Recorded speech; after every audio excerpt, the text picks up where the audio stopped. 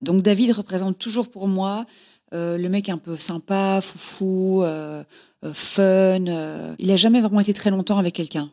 Donc il représente pas, si tu veux, l'engagement, mais vraiment, ça m'a jamais traversé l'esprit en fait qu'il puisse même lui-même, tu vois, être à ce moment-là en fait en couple et vraiment de manière durable, bien. C'était pas un coureur de jupons, mais donc c'est toujours le pote, le bon pote en fait, le bon wingman en fait qui venait toujours avec toi dîner, aller au cinéma, jouer au bagamon.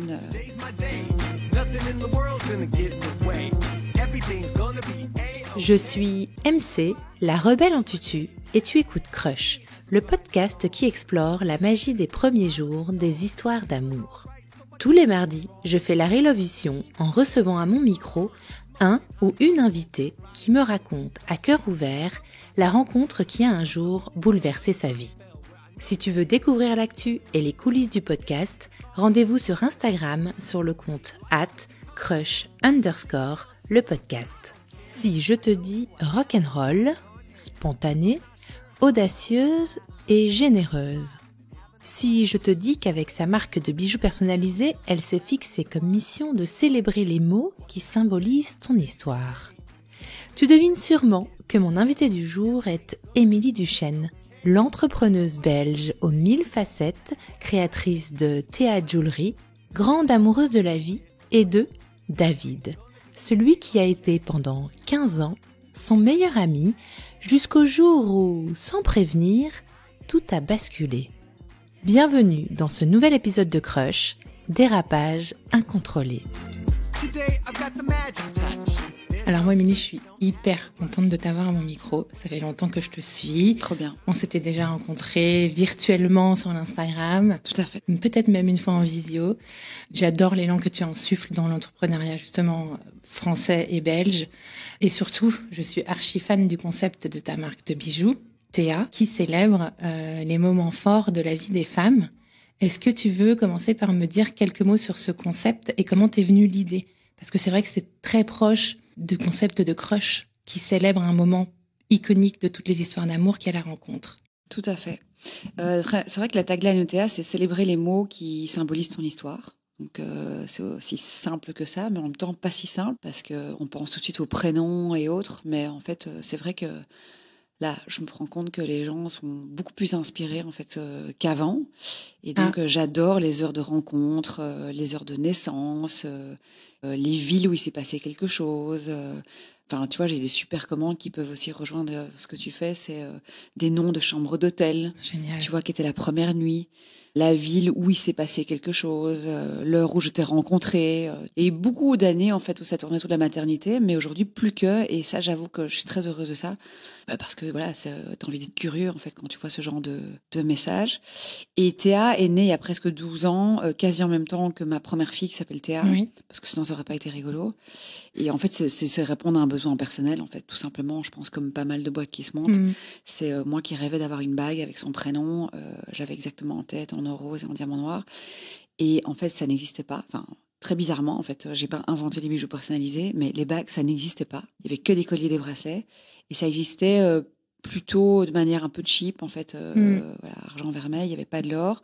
Tu devais aller chez un joaillier pour la faire faire. Et en fait, c'était pas du tout la démarche, en fait, parce que c'était pas mon bijou de naissance ou que je recevais de mon mec. C'était vraiment moi qui voulais me faire un cadeau pour me féliciter. Et c'est à ce moment-là que je me suis dit, est-ce que ça serait pas le projet que je cherche, en fait, depuis quelque temps, en fait, pour me lancer, en fait, dans un side job à l'époque.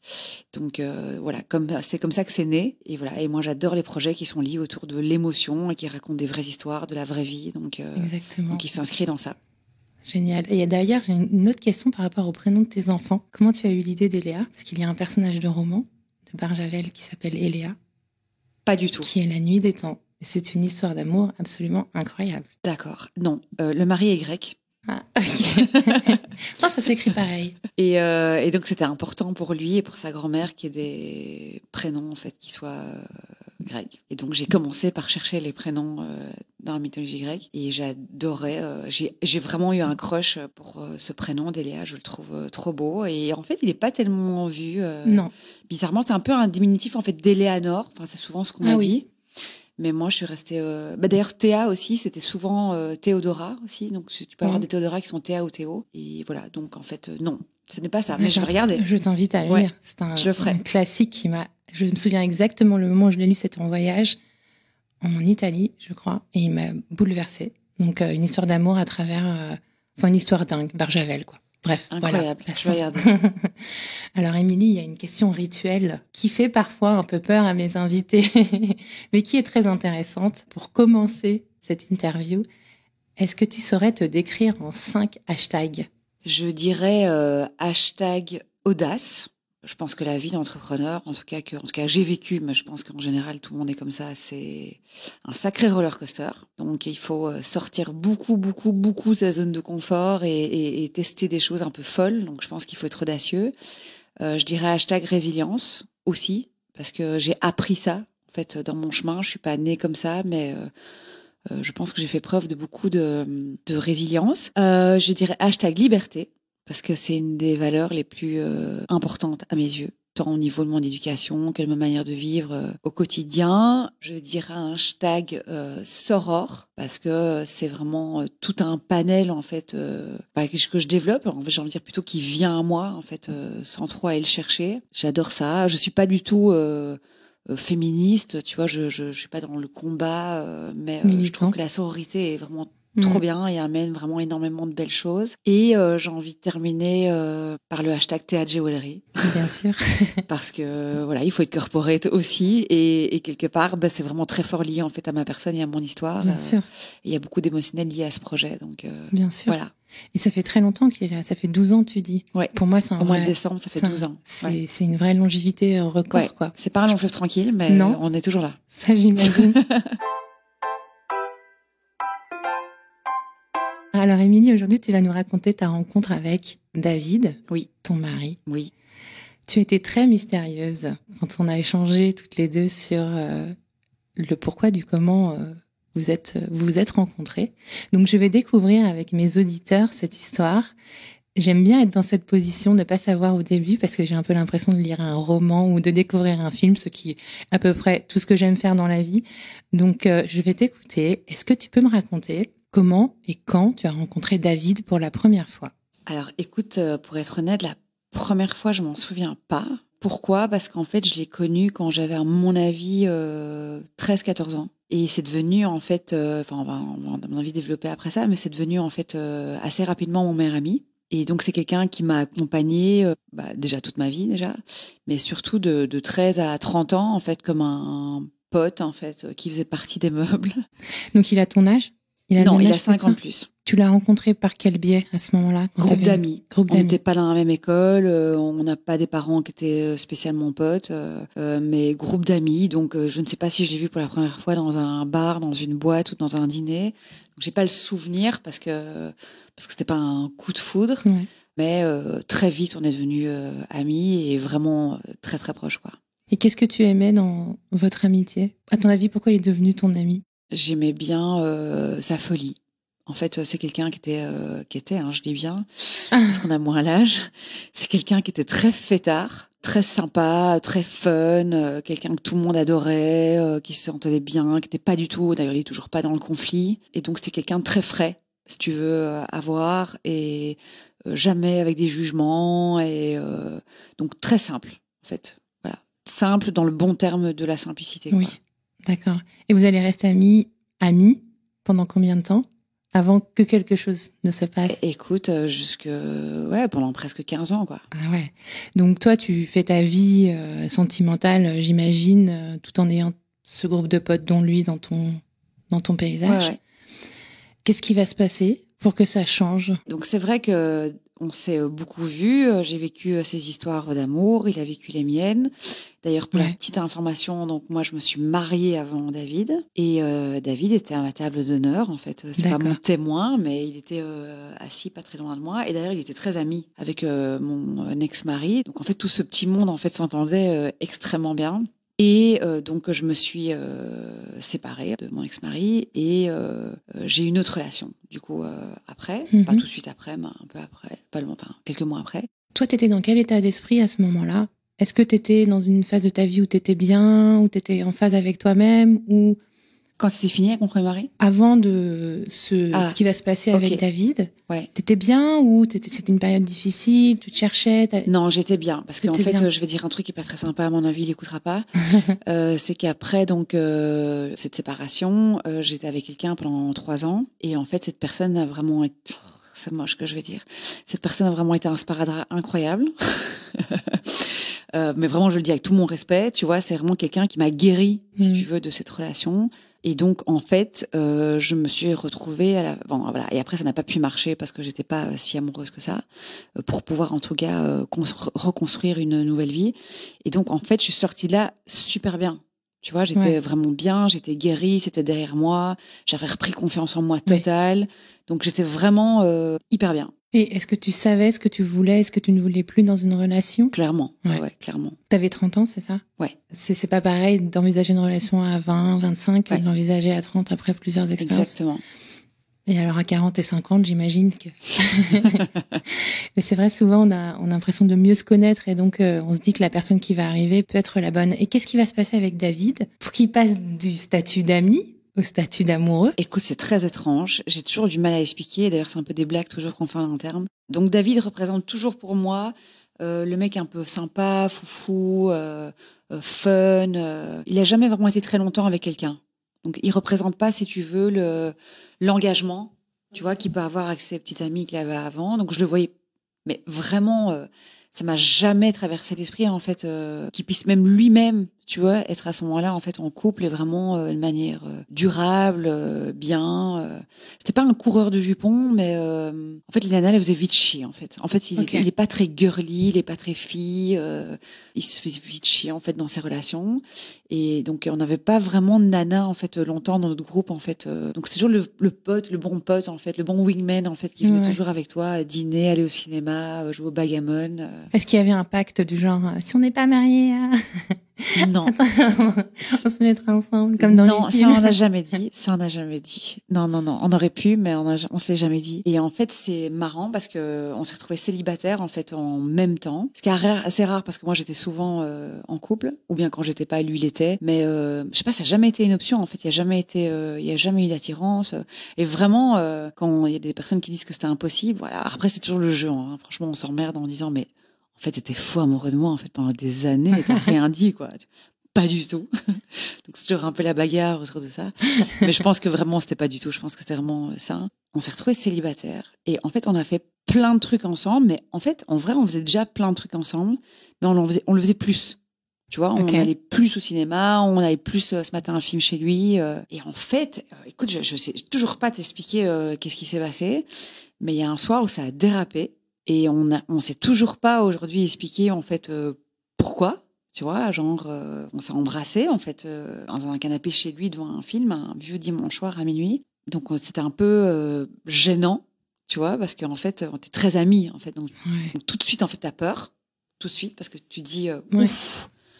T'as peur de quoi? De perdre l'amitié? On s'est dit qu'est-ce qu'on a foutu, enfin tu vois, peut-être qu'on a brisé quelque chose, il va y avoir un malaise, et si ça marche pas, tu vois, en fait peut-être qu'on va s'en vouloir, peut-être que tu vois nos amis, peut-être des dommages collatéraux, d'être un peu bien sûr, de créer un malaise si tu veux dans un groupe d'amis, et donc c'était un peu rigolo parce que si tu veux ça a duré comme ça pendant bien 6 mois. Ah, quand même. On s'est mis dans une relation à ripage. Donc, c'est-à-dire qu'on dérapait, tu vois, on ripait, en fait. C'est bon, ça. Je sais pas moi. Donc, vous n'étiez pas officiellement ensemble? Non, on était un peu une sorte de fuck friend, en fait, pendant, je sais pas, 6 mois, mais de manière pas du tout régulière. On faisait genre un peu qu'on s'en foutait, quoi. Tu vois, genre, on faisait genre, non, mais en fait, on a de nouveau dérapé, on en rigolait, on prenait pas ça au sérieux. Mais toujours se dire, c'est fini, c'est la dernière fois. Là, on est bon, on trouve ça rigolo, mais en fait, il y a un moment où ça va vraiment craquer et on n'a pas envie de foutre en l'air, en fait, quoi que ce soit. En fait, qu'est-ce que t'aimais, toi, Émilie, dans cette relation? Parce que le oui, non, t'étais bien, t'étais pas bien, t'étais à l'aise, c'était trop gênant, mais tu pouvais pas t'empêcher d'y retourner? Ouais, c'est ça. En fait, avec du recul, c'était pas très chouette, en fait. Enfin, au moment, c'était très chouette parce que c'était hyper excitant, si tu veux. Parce qu'en fait, on avait un truc à cacher, tu vois, par rapport à un groupe d'amis. Donc, on vivait un truc un peu en parallèle. Ouais. Donc, ça, c'était la partie trop cool. Mais à côté de ça, c'était pas chouette parce qu'en fait, on jouait quand même un rôle, si tu veux, chacun de je m'en fous. Et lui, il continue à faire des dates, en fait. Ouais. Et moi aussi. Et des fois, je pense qu'on faisait un peu les malins en disant genre j'ai un truc ce soir, et en fait, on y allait peut-être, mais on n'avait pas du tout envie d'y aller, on avait juste envie d'être ensemble, quoi, tu vois.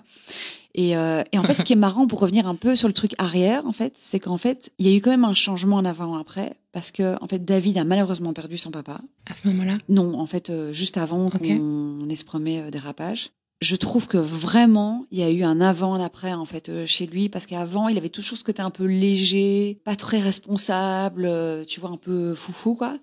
Et en fait, quand il a perdu son père, il a dû reprendre, en fait, le business de son père du jour au lendemain. Et c'est devenu un mec hyper viril, hyper prise en main.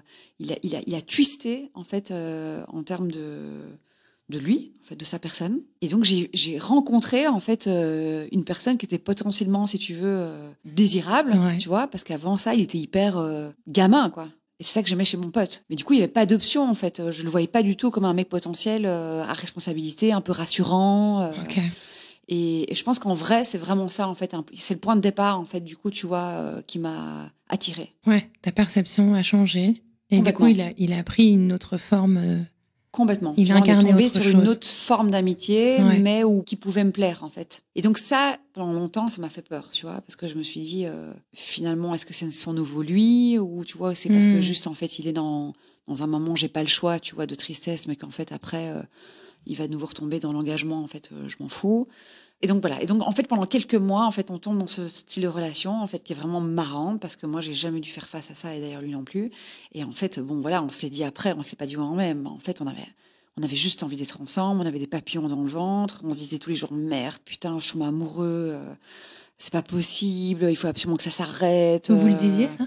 Non, on se le disait pas. Mais par contre, quand on s'est mis en couple après, on s'est fait un espèce de débrief de ce qu'on se disait. Et en fait, on se disait exactement la même chose, en fait, en même temps, quoi. Ça nous faisait hyper peur. Ouais. Et on se trouvait con de tomber, en fait, dans le plan de je tombe amoureux de mon meilleur pote, quoi. Prenez toujours bah non, en fait, regarde, c'est un bon exemple, en fait. Nous, c'est pas du tout le cas, tu vois. Et puis, oui, c'était le cas. On s'est battu contre ça. Et puis, en final, en fait, on l'était complètement, quoi. Puis qu'est-ce qui s'est passé pour que ça lâche et que vous vous dites les banco, alors on y écoute, va, il a fait un truc trop mignon. Il m'a invité un soir au resto, mais ça jusque-là en fait ça arrivait souvent. Et écoute, il m'a fait une demande comme un petit garçon, tu vois, de je sais pas moi, 6 ans, tu vois. Bon, lui il est pas fort dans les déclarations, il est pas très communicant, surtout dans tout ce qui est émotionnel, toujours pas aujourd'hui. Mais bon, c'est ce qui fait son charme quand tu le connais bien. Il m'a vraiment dit dans le resto, écoute, en fait, ça me fait chier en fait de continuer à faire semblant en fait de vouloir avoir des dates et de voir des filles et passer des soirées parce qu'en fait, je m'en fous. Et en plus, ça me fait chier parce que des gens que je vais à des mariages, il y a mes copains qui essaient de me coller en fait avec l'autre célibataire. Et en fait, je passe pour le gay en fait du mariage parce qu'en fait, elle coche toutes les cases. Tu vois, moi, j'ai pas envie. Et en fait, moi, j'ai pas envie parce que t'es pas là et j'ai envie que tu sois là. Mais en fait, eux, ils me prennent pour un espèce de débile. Elle comprend pas. Tu vois, ça la vexe et tout. Donc, il me dit, en fait, j'en ai marre de me foutre dans ce genre de situation. Je ne sais pas si tu penses la même chose de moi. Donc, voilà, je te délivre, entre guillemets, qu'il y a des sentiments. Et donc, je voudrais te demander officiellement aujourd'hui d'être ma petite amie. Oh, ouais, c'était trop mignon. C'est parce qu'en plus, il était comme un petit garçon, tu vois. Enfin, même la demande en mariage qu'on a eu des années après, tu vois, j'ai l'impression que c'était le même petit garçon avec les mêmes yeux, tu vois. Mais bon, à 35 ans, à ce moment-là.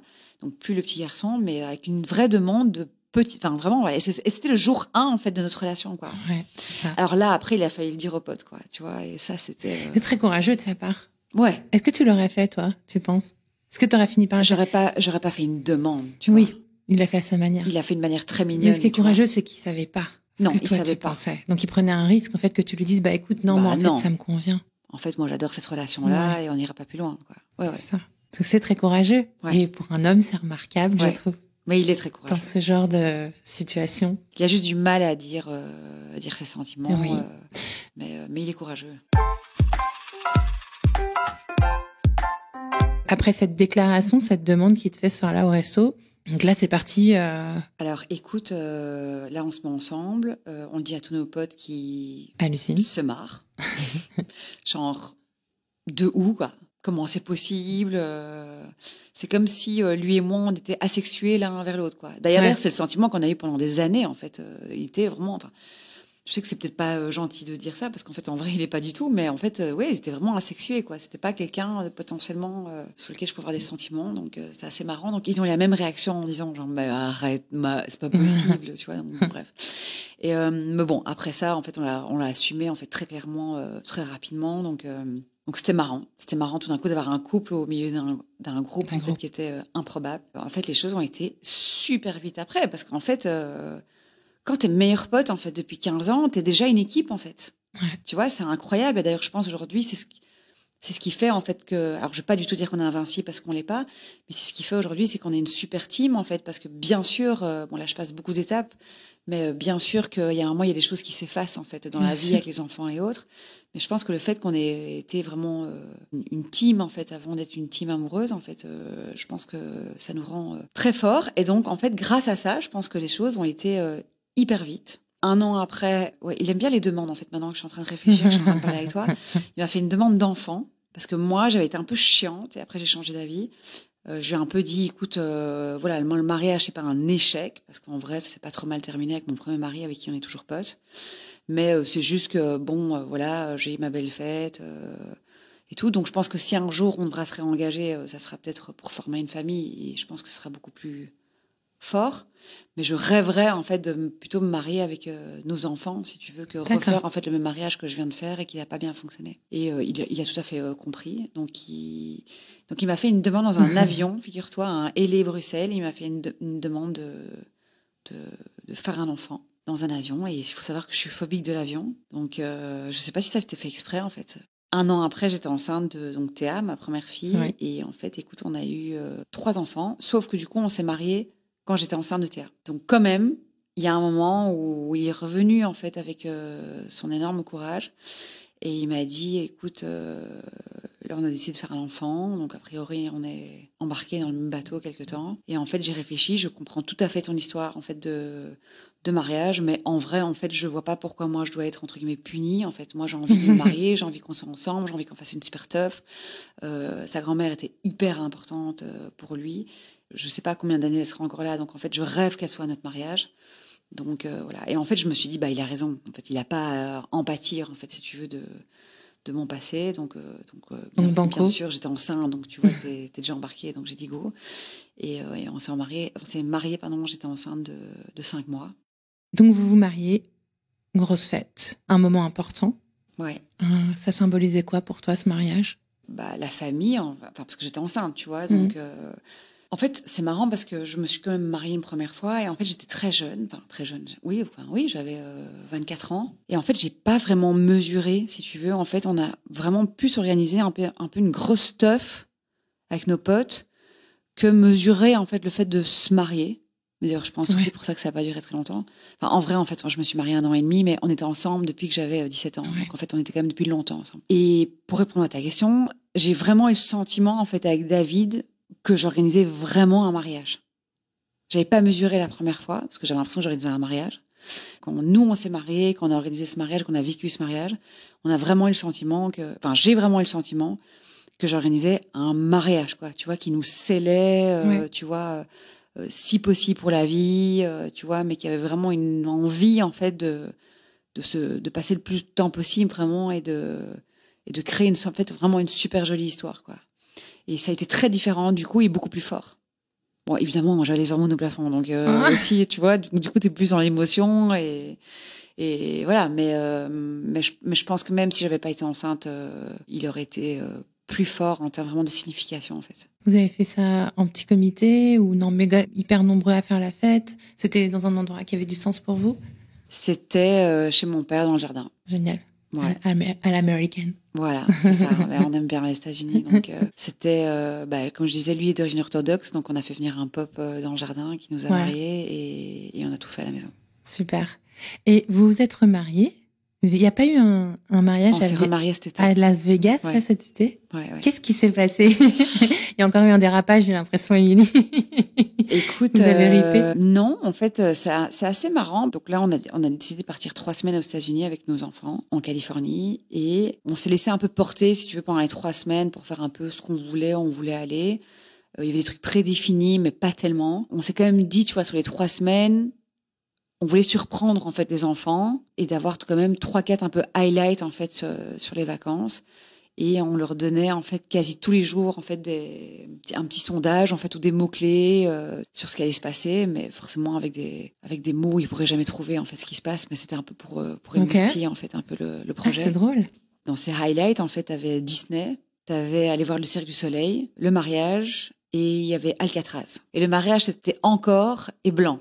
Et en fait, ils n'ont pas trouvé? Non, ils ont jamais trouvé. Et c'était marrant parce que on s'est dit on va à Vegas 2 jours. On s'est dit on va faire un truc marrant. En fait, on va se marier avec les enfants parce qu'à la base, comme j'ai expliqué, c'était mon rêve de me marier tout court en fait avec nos enfants. Voilà, on célébrait là aux 14 ans et je sais pas pourquoi. En fait, le 14 c'est un chiffre qui m'a toujours poursuivi et toujours parlé. Donc il y a un chiffre un peu ce chiffre est un peu magique pour moi. Il me poursuit et donc je trouve ça très cool. Et donc en fait, on a mis ce mariage, mais tu sais, un peu comme un truc hyper touristique, en fait. Comme si on allait visiter la Tour Eiffel, quoi. Tu vois, c'était... C'est un peu l'image qu'on a du mariage à Vegas. Ouais. Tu vois, mais on l'a booké comme ça, tu vois. Ouais, moi, j'ai pris un package online. Je me suis dit, on a pris ça, on a pris une banderole.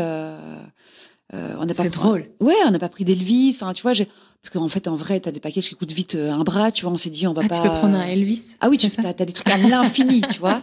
Donc, on s'est dit... Céline Dion, on s'est dit, non, il y a que Elvis. Et on s'est dit...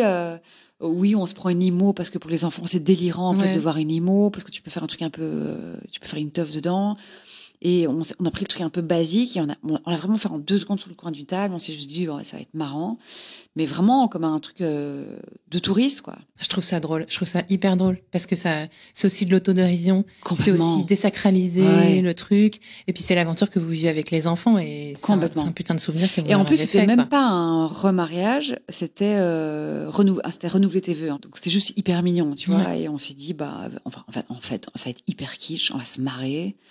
Ça va durer 12 minutes et en fait, on va juste se marrer, quoi. Et en fait, on s'est fait happer, quoi. C'était vraiment hyper drôle, en fait, parce que donc quand cette limo est arrivée à l'hôtel, les enfants, ils étaient hystéros parce qu'en fait, ils voyaient des limos depuis 2 jours, tu vois, dans tout Vegas.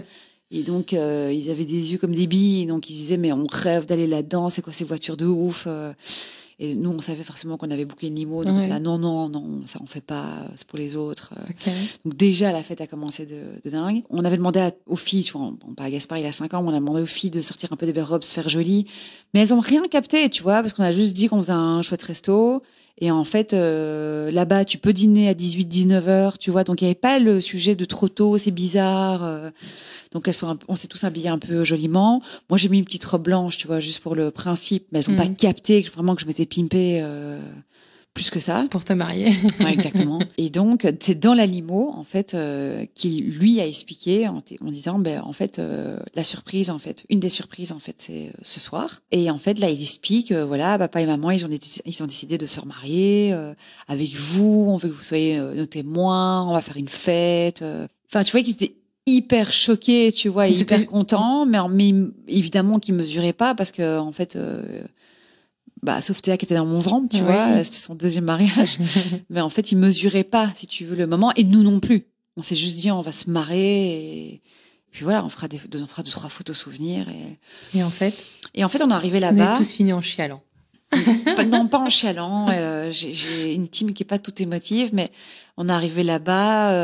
À la base, c'était pas très mignon parce que c'est vrai que c'était un peu à la queue. Ouais. En fait, tu vois, c'est l'image qu'on en a. Ouais, voilà. Donc c'était pas très mignon. Et puis il y avait pas mal de vrais mariages où ils étaient 2 et demi. Enfin, tu vois, c'était un peu. Enfin, il y avait un peu tristounet en fait. Okay. C'était peut-être Vegas en fait, qui est un peu tristounet d'ailleurs. Désuet, un peu dépassé, fou et en même temps un peu seul comme ça. Enfin, bref, c'était un peu chelou. On s'est même dit. En fait, est-ce que c'est vraiment chouette? Et puis, en fait, on est rentré dans cette salle qui était, j'avoue, très froide et pas jolie. La musique était... le baf était nul. Enfin, tu vois, bon, bref, on s'est dit, c'est pas grave, on s'en fout, on est juste là pour se marrer. En fait. Et en fait, c'était trop drôle parce que, bon, là, je te passe tout le début, mais il y a à la fin, il y a un switch, en fait. Il y a un truc qui se passe, c'est qu'en fait, l'officiant, enfin, je sais pas comment tu dis ça, en fait, très à l'américaine, commence à parler comme t'es dans un film américain, tu vois vraiment les phrases fortes, le ton qui monte, et puis il rebaisse. T'as l'impression que le mec, il était dans Armageddon, quoi, tu vois. Il était en acteur studio, mais chaud total. Donc au début, on se marre en se disant, il est un peu ridicule, tu vois. Et en fait, tu vois, t'es face à face tes 3 enfants sont à ta droite en train de te regarder, un peu excités, tu vois. Il te fait répéter des phrases, en fait, qui finalement, tu t'es plus jamais dit, tu vois, ou que tu as dit, mais il y a longtemps, tu te souviens plus. Et donc, il te fait répéter, en fait, ces fameuses phrases, en fait, en te regardant. Et il y a un switch, quoi. Tu vois, vraiment, même lui, tu vois, j'ai vu ses yeux qui ont commencé à briller, tu vois, à se remplir d'eau. Alors, du coup, ça m'a hyper fort surprise, tu vois. Donc, moi aussi, on n'a pas genre chialé, mais c'était hyper émouvant. Vraiment, le temps s'est arrêté. Les enfants nous regardaient de manière hyper mignonne. Et en fait, on était à 5. Ouais, le temps s'est arrêté.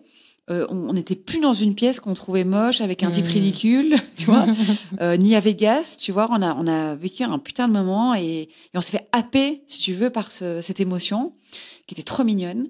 Et voilà, ça a duré pas très longtemps, mais et après on était hyper festifs toute la soirée. Et c'est marrant parce que, mais on a eu bien pendant la dernière semaine de vacances un peu ce côté un peu renouvelant.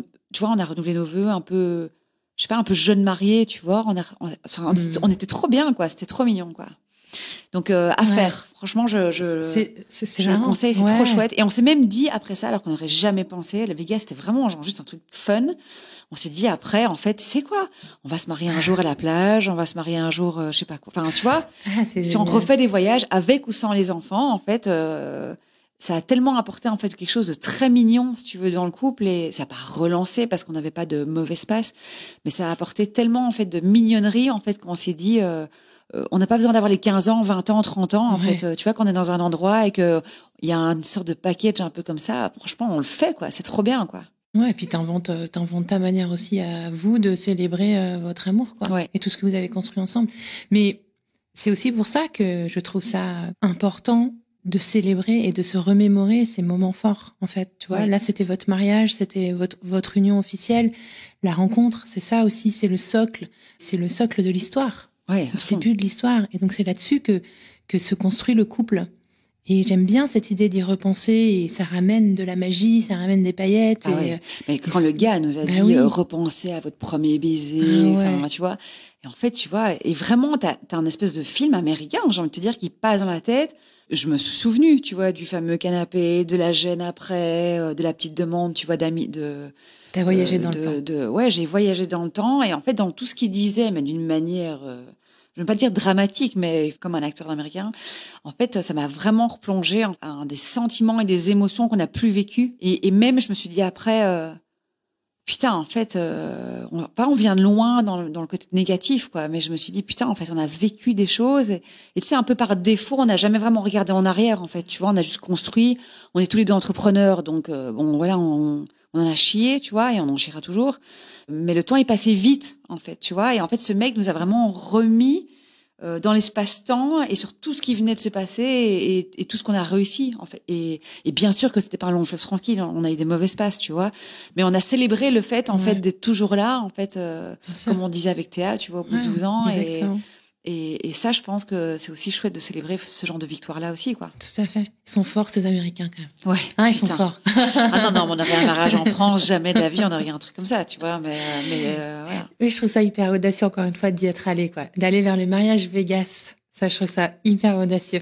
Ouais, mais en fait, on n'a même pas réfléchi, en fait. On voulait juste surprendre les enfants, en fait. Oui, je pense que c'est une nature. Mais franchement, ça va faire parce qu'il y a vraiment un truc magique qui se passe. Mais trop bonne idée. Et l'idée de recommencer à chaque fois que tu as envie, que tu tombes sur un coin. Pourquoi pas? Ouais, en fait. Et on s'est dit, pas le truc fixe, tu vois, je dois fêter mes noces de je sais pas quoi. En fait, non. En fait, si on se retrouve à Bali dans 1 an et demi, on peut peut-être, en fait, le refaire.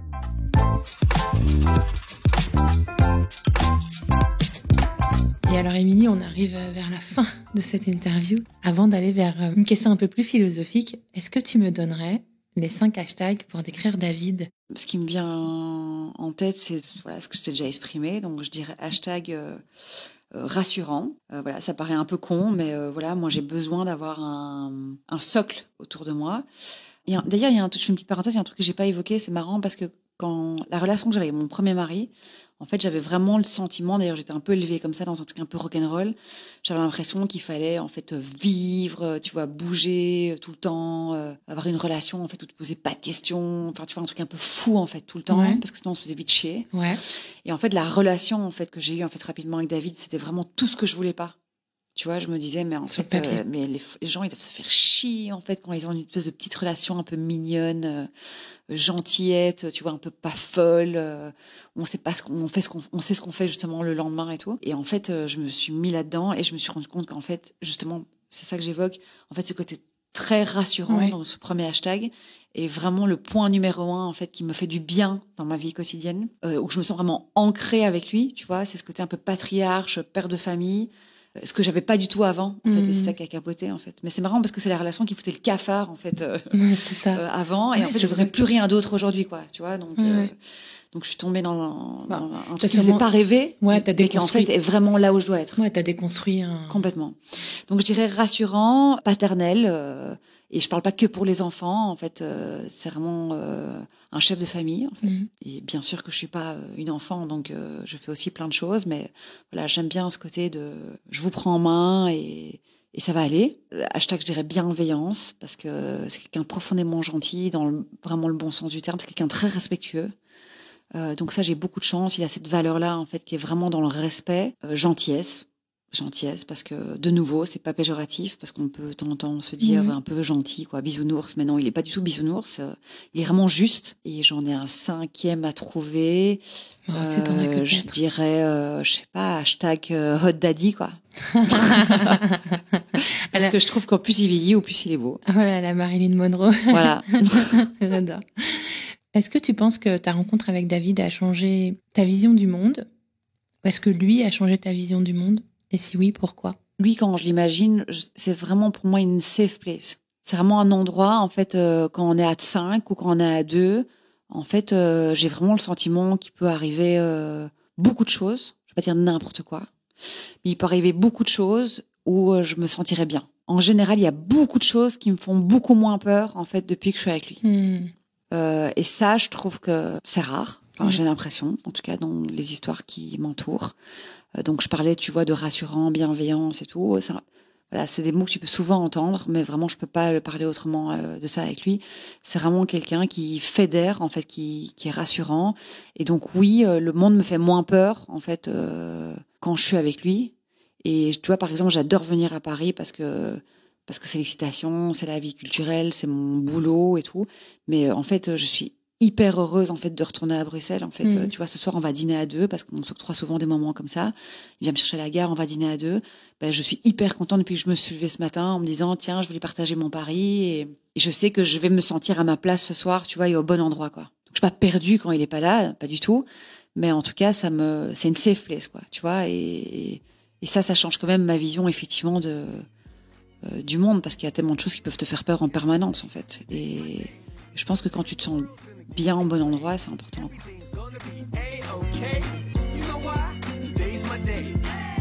Merci d'avoir écouté cet épisode. Je compte sur toi pour aller mettre 5 étoiles et un commentaire sur ta plateforme d'écoute favorite, notamment Apple Podcast. Ça prend littéralement 30 secondes et c'est crucial pour soutenir mon travail complètement indépendant. Si tu veux venir à mon micro, tu peux m'écrire sur crush.lepodcast@gmail.com et si tu veux me soutenir financièrement, clique sur le lien Patreon dans le descriptif de cet épisode. Mille merci pour ton écoute et à la semaine prochaine pour un nouveau Crush. What can I say? Today's my day. Nothing in the world's gonna get in the way. Everything's gonna be